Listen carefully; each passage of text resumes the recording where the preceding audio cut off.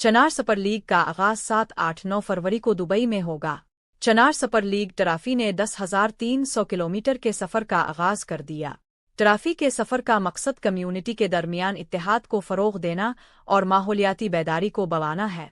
Trophy Dubai से दिल्ली, फिर श्रीनगर से दिल्ली और वापस दुबई आएगिन। इसके बाद ट्राफी दुबई से इस्लामाबाद से मुजफ्फराबाद और वापस इस्लामाबाद से दुबई पहुंचकर अपना सफर मुकम्मल करेगी।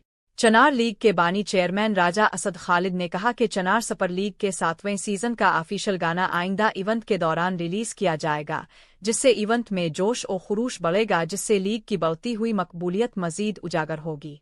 इस साल के इवेंट्स में चनार बीच क्रिकेट इवेंट भी शामिल है, जो एक खूबसूरत साहिल पर मुनक़िद होगा। राजा असद खालिद ने इस बात पर जोर दिया कि ये अलामती तकरीबात न सिर्फ सेहतमंद मुसाबकत को फ़रोग़ देती हैं, बल्कि पायदारी की कोशिशों में अवामी शिरकत को भी बढ़ाती हैं। चेयरमैन राजा असद गालिब ने कहा कि चनार सुपर लीग खेलों के साथ साथ माहौलियाती तब्दीलियों के चैलेंजों से निमटने के लिए भी कोशिश कर रहे हैं।